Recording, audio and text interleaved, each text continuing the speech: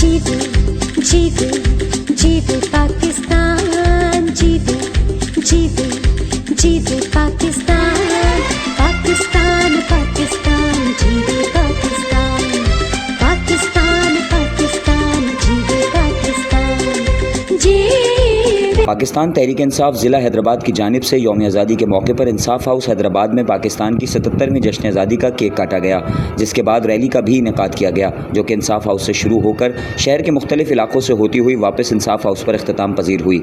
Rally की क़यादत पाकिस्तान तहरीक इंसाफ सिंध के सदर हलीम आदिल शेख ने की।